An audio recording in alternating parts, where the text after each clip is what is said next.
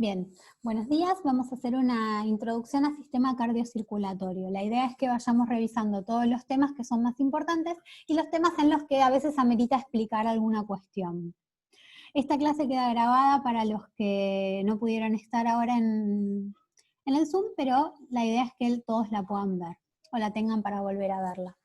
La hipertensión arterial la revisamos en el tema pasado.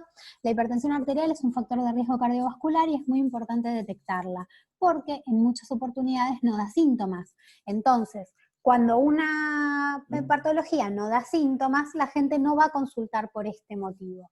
Puede dar cefalea, mareos, pero también un paciente puede tener una hipertensión muy importante y no tener nada, absolutamente nada.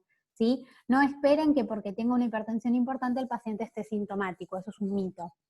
El paciente muchas veces puede consultar por otro motivo. Entonces siempre se debe controlar y como ustedes vieron bien el año pasado, siempre es una de las cuestiones que hay que detectar en la población general, porque es un factor de riesgo cardiovascular muy importante. Acá hay una clasificación de cómo es la hipertensión. Los valores cada vez van bajando más. Antes se consideraba los grados de hipertensión, o sea, la presión arterial, especialmente la sistólica, con valores más elevados. Cada vez uno prefiere que el paciente tenga presiones de presión arterial sistólica y diastólica más bajos. En general, nosotros estaríamos entre 120 y 129 como normal y 80 y 84.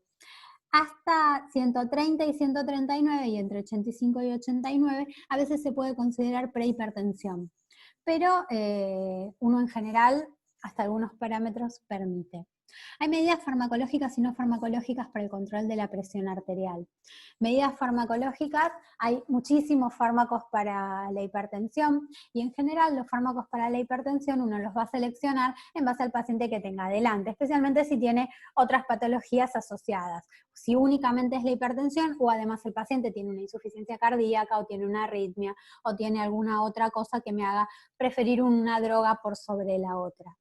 De las medidas no farmacológicas, un poco las estuvimos viendo, una de las más importantes es el tema de la sal en la dieta. ¿Sí? En la práctica se sugiere no utilizar más sal que lo que entraría en un blister de una aspirina. ¿Sí? Eso es una cuestión práctica como para explicarle a la gente, y obviamente tratar de eliminar comidas que tengan ya desde el vamos mucha sal, o sea, embutidos, enlatados, ¿sí? No agregarle sal a la comida, con eso uno en general alcanza los parámetros que se requieren. Las arritmias es una de las patologías que es muy importante en el corazón. Nosotros habíamos visto la otra vez cómo teníamos como unos cablecitos en el corazón que van dirigiendo el impulso y manejan el sistema eléctrico cardíaco. Entonces, desde el nódulo sinusal, pasando por el nódulo auriculoventricular, terminando en los haz de His, ¿sí? Que es por donde el corazón va manejando el impulso eléctrico, que el impulso eléctrico va excitando o despolarizando todas las fibras miocárdicas. Hay varios tipos de arritmias, las supraventriculares y las ventriculares, principalmente. Las supraventriculares son las que ocurren arriba de los ventrículos y las ventriculares son las que ocurren en los ventrículos. ¿Sí? Esto es muy sencillo de comprender. Hay otras patologías que son los bloqueos AV, que son bloqueos que ocurren en el nódulo auriculoventricular. Que los bloqueos significa que la electricidad no pasa correctamente desde la aurícula hasta el ventrículo. ¿Por qué? Porque hay un bloqueo. Hay 3 tipos de bloqueos diferentes que ahora no los vamos a revisar, pero son todos problemas de conducción, donde la aurícula se maneja de una forma y el ventrículo de otra. ¿Por qué? Porque hay un bloqueo en la conducción y cada uno maneja su propio ritmo. Cuando esto es muy disfuncional, el grado del bloqueo aumenta. Mientras más grave es, más número tiene el bloqueo, 1, 2, 3. ¿Sí?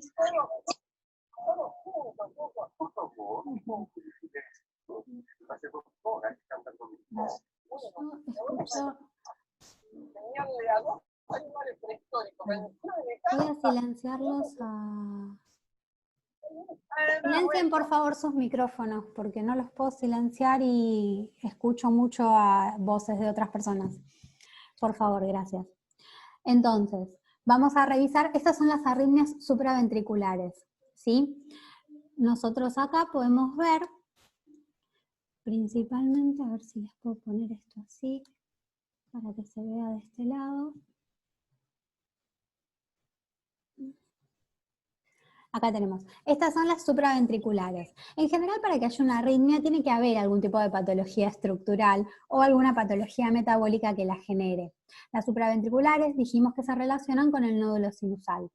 La taquicardia sinusal o sea, el nódulo funciona bien, pero funciona rápido, ¿sí? O sea, aumenta la frecuencia cardíaca, pero nosotros tenemos nuestra onda P, que la podemos ver acá, esta es nuestra onda P, ¿sí? Y cada onda P tiene su despolarización ventricular, o sea, nosotros tenemos nuestra onda P, que significa que la aurícula se contrae y después se contrae el ventrículo.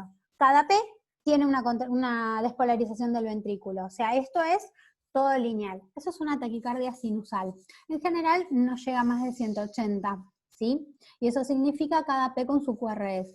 Entonces, la contracción cardíaca es correcta, es habitual, ¿sí? Eso es fisiológico. Por ejemplo, si nosotros vamos a correr o hacemos un ejercicio muy importante, podemos tener taquicardia sinusal. También, por ejemplo, nos puede pasar en situaciones patológicas. Si nosotros, por ejemplo, tenemos una anemia muy importante o una hemorragia muy importante, podemos tener también taquicardia sinusal y es fisiológico.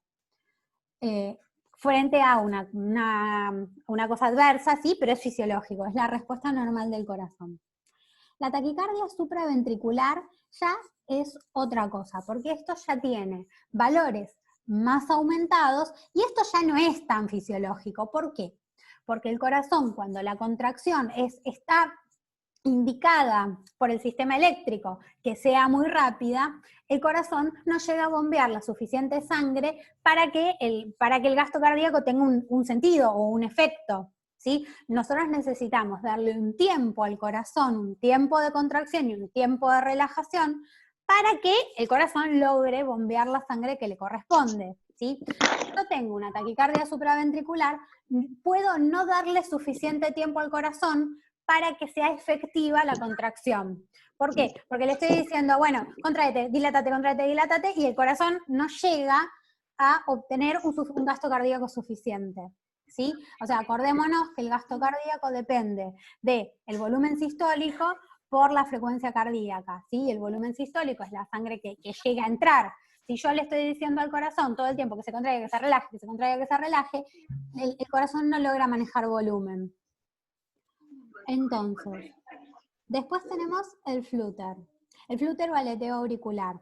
Acá en el flúter lo que podemos ver es que no hay ondas P, eso es como una actividad auricular en diente de sierra, que se llaman ondas F en particular, pero el ritmo del ventrículo es regular.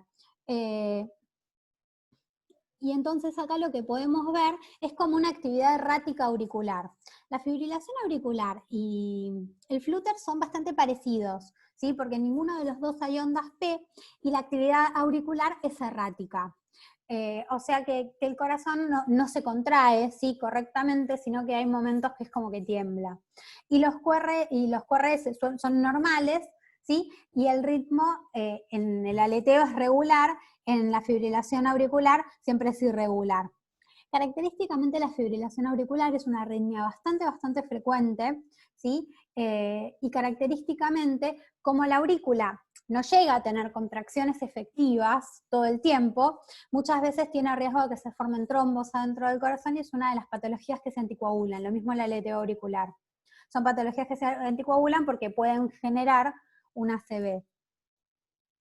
Entonces acá podemos ver, vemos estas ondas, que son ondas F, que son F minúscula las de la fibrilación auricular y F mayúscula las del aleteo, es un detalle igual eso.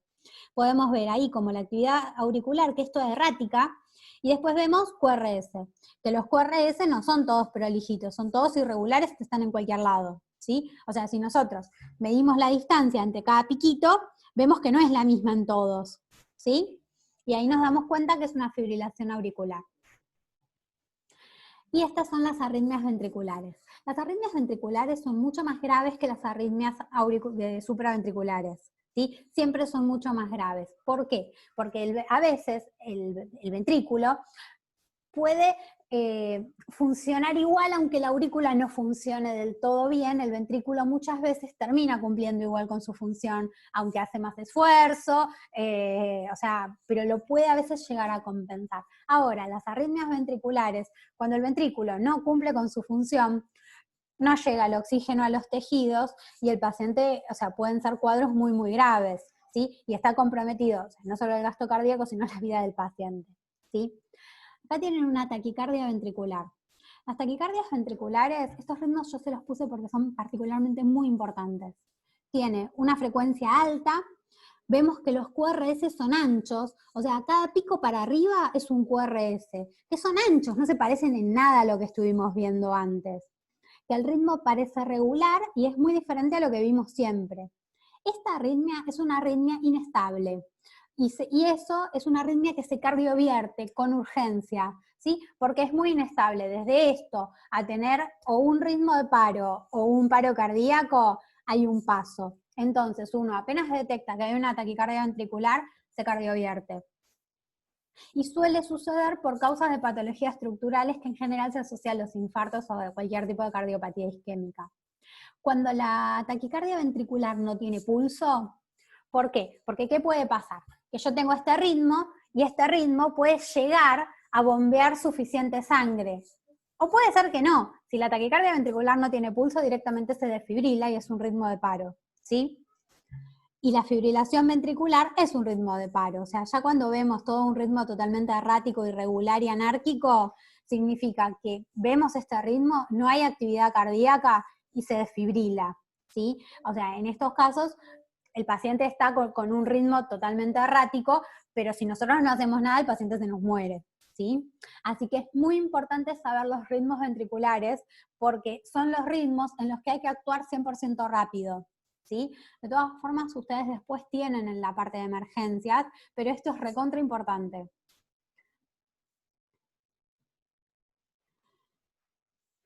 Bien, la aterosclerosis. Con respecto a la aterosclerosis, es importante saber que uno principalmente puede tener una dislipemia o alteraciones en el colesterol y ya empieza a tener cada vez más riesgo de tener aterosclerosis. La aterosclerosis empieza a aparecer desde los 10, 11 años. Es una cosa que aparece muy, muy, muy, muy tempranamente y empieza a empeorar cada vez más a partir de la cuarta década. ¿Qué puede pasar? Por supuesto, uno tiene muchísimo más riesgo de tener más aterosclerosis si aparte tiene una dislipemia y tiene más trastornos, ¿sí? Mientras uno más vida sana haga, menos riesgo de tener aterosclerosis tiene. La lesión, acá yo les puse cómo funciona la disfunción del endotelio, que es la capa de adentro del vaso, ¿sí? Y vamos a tener primero una lesión inicial, después una estría grasa. Y miren acá esta parte de abajo, la parte donde dice ateroma y fibroateroma. Ateroma cuando se empieza a acumular colesterol. Fibroateroma cuando ese colesterol se va poniendo duro, genera fibrosis adentro del colesterol. ¿Y qué nos pasa? Nosotros tenemos nuestro vaso que tiene una placa de colesterol y esta placa de colesterol puede hacer dos cosas. Una de las cosas que puede hacer es achicarme el calibre del vaso, ¿sí? Si yo quiero que pase sangre por acá, si yo tengo esta placa de ateroma en este lugar, la sangre tiene menos espacio para pasar. Cuando ese fibroateroma es muy importante y la sangre no llega a pasar lo suficiente como para oxigenar, por ejemplo, el corazón, ahí puedo llegar a tener una angina estable. Ahora, después abajo de todo tienen la lesión complicada. Cuando en esta placa de fibroateroma, que tiene fibrosis o que está un poquito calcificada, que se depositó colesterol, puede haber una cosa que se le llama accidente de placa también, que tenga o una hemorragia, o un hematoma, o una trombosis, ¿sí? Esa lesión complicada es la que en general genera los infartos, ¿sí? Entonces, estas placas de fibroateroma van disminuyendo el flujo que puede pasar por ese vaso, ¿sí? Cuando esto pasa en el corazón es cuando ocurren los infartos, ¿sí? En general el infarto es por un accidente de placa, hemorragia, hematoma, trombosis, ¿sí? Y las anginas estables es por la placa de fibroateroma que va creciendo. Ahora, Si yo tengo una placa de fibroateroma que va creciendo, creciendo, creciendo, creciendo, y después la luz del vaso es cada vez más chiquita, más chiquita, más chiquita, más chiquita, tengo también muchas más chances de que esa placa se complique y que vaya a tener un infarto. Entonces tenemos los tipos de cardiopatía isquémica. Las anginas estables tenemos un flujo de sangre que está disminuido, ¿sí? Y a medida que va disminuyendo es que al corazón le va llegando menos oxígeno por las arterias que vimos la otra vez, por las arterias coronarias. Entonces, ¿qué pasa? Si yo, por ejemplo, tengo una placa que está un poco tapada y yo tengo, por ejemplo, llevo a mi paciente, se va a hacer ejercicio. Cuando el paciente va a hacer ejercicio, el corazón necesita más oxígeno. Y en el momento en el que el corazón necesita más oxígeno, no pasa, ¿sí? Porque está tapado el vaso por donde tiene que pasar el oxígeno. Cuando no pasa, es que el paciente empieza a tener dolor. Entonces vamos a tener dolor frente al esfuerzo, ¿sí? ¿Por qué? Porque mi corazón en ese momento necesitaba más oxígeno y no hay disponible. ¿Por qué? Porque no pasa por el vaso, ¿sí? Es una cuestión física, mecánica. No pasa, no hay oxígeno, ¿sí? Ella es la angina estable. Estable se refiere a que es siempre igual. Por ejemplo, el paciente va a caminar 3 cuadras y a la segunda cuadra le agarra el dolor. Cuando esta angina es más o menos parecida siempre en el tiempo, se refiere también a estable. Inestable también tiene más relación con una cuestión progresiva. Entre la angina inestable y el infarto agudo de miocardio hay poca diferencia, porque una angina inestable se puede transformar en un infarto en muy poquito tiempo. El infarto es cuando ya hay necrosis. El vaso se tapó, una parte del corazón se murió, se necrosó y eso es un infarto. La angina inestable es una cosa intermedia. Hay un accidente de placa, pasa un poquito de sangre, no llega a ser un infarto, pero tampoco es una angina estable, ¿sí? O una angina inestable también puede ser un dolor que aumenta o que es progresivo en el tiempo, o que aumenta con el tiempo. O sea, hoy me dolía cuando caminé una cuadra, al rato me dolía cuando caminé media y al rato, y eso también, o sea, es como una pauta de alarma de que hay algo que no está bien. Más allá de que pasa un poquito de sangre y en el infarto ya hay tejido necrótico. ¿Sí? Pero esa es la gran diferencia. Es muy importante diferenciar infarto agudo de miocardio y angina estable especialmente. El infarto agudo de miocardio es una recontra urgencia, ¿sí? Es muy importante conocer un infarto agudo de miocardio y darse cuenta de lo que es un dolor precordial de un infarto. Entonces, el consumo de oxígeno depende de la frecuencia cardíaca, de la contracción miocárdica y de la resistencia de las arterias coronarias. La frecuencia cardíaca uno la puede aumentar, por ejemplo, si yo voy a hacer ejercicio, si yo salgo a caminar, aumenta mi frecuencia cardíaca. Cuando aumenta mi frecuencia cardíaca, aumenta el consumo de oxígeno de mi corazón. Y uno trata de aumentar la contracción también del corazón. Entonces ahí tengo mayor demanda de oxígeno. Entonces ahí puede ser que aparezcan estos dolores. Y la resistencia de las arterias coronarias también depende de cómo esté, especialmente de lo que son las placas de ateroma. Por ello, por ejemplo, y acá hay desencadenantes, les puse acá abajo, ejercicio físico, frío, comidas abundantes, estrés, y tenemos que recordar que una persona de edad avanzada puede no tener síntomas típicos y que pueden ser reemplazados, por ejemplo, por disnea.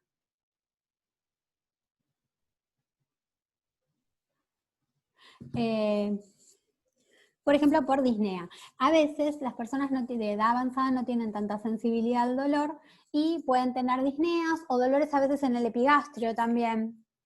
Y eso es importante saberlo siempre y detectarlo. Lo mismo los diabéticos. Muchas veces los diabéticos no tienen dolor.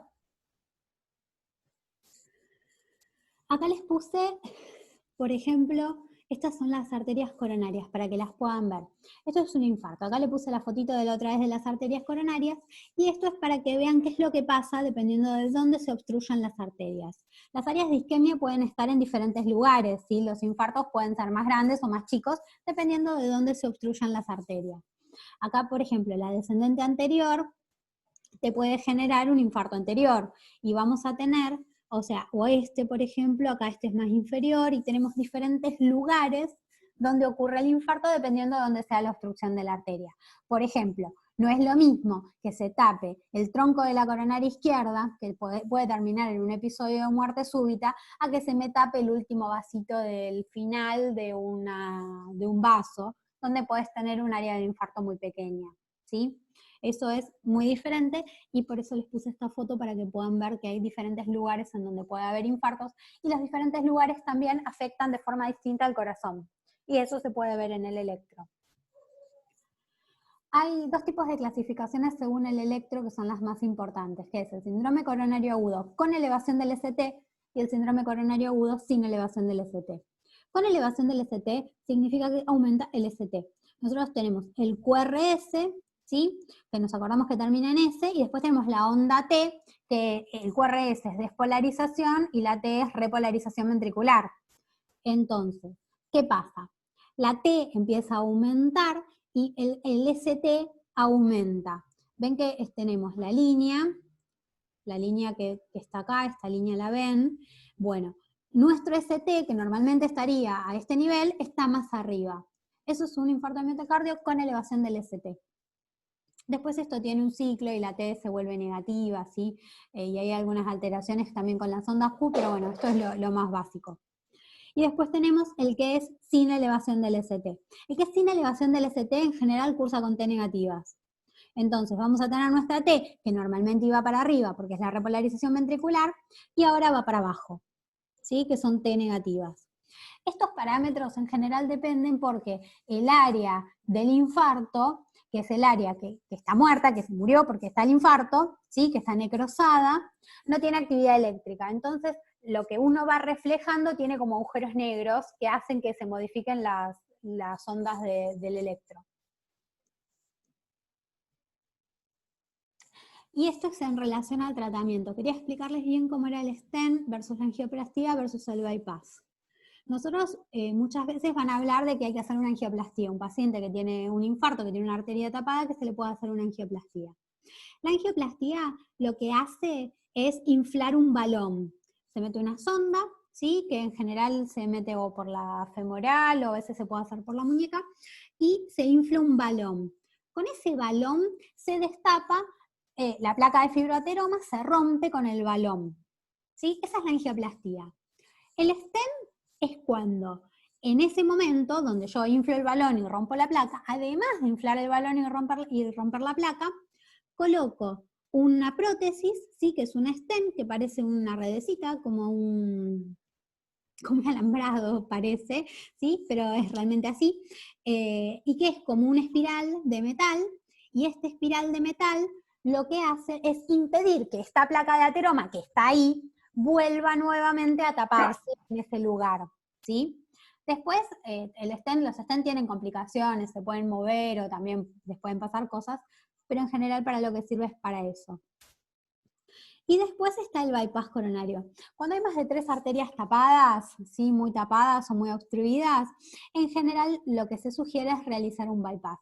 Un bypass es una cirugía que se hace una cirugía a corazón abierto, donde se realizan puentes en arterias, por ejemplo, se puede usar la mamaria interna, se pueden usar algunas arterias, para saltear la obstrucción, ¿sí? Pero un bypass ya es una cirugía muy grande. Un stent se hace por vía percutánea, es mucho menos invasivo, ¿sí? Pero esto es muy importante entenderlo. Cuando hay lesión ya de 3 vasos, en general se hace bypass, salvo que la persona tenga muchas enfermedades o haya algún problema, pero si ya para lesión de 3 vasos es bypass. Y si es una lesión de un vaso solo o de 2 vasos, se pueden poner 2 stent, por ejemplo. Y angioplastía en general, uno ya que va a hacer la angioplastía pone el stent si se puede, ¿sí? También hay stent nuevos que liberan drogas, ¿sí? Este procedimiento ha mejorado mucho en el último tiempo. Con respecto a las valvulopatías, no nos vamos a adentrar mucho en las valvulopatías, yo les puse un cuadrito en el texto, ¿sí? Pero es importante una cosa, entender el concepto de estenosis y de insuficiencia, ¿sí?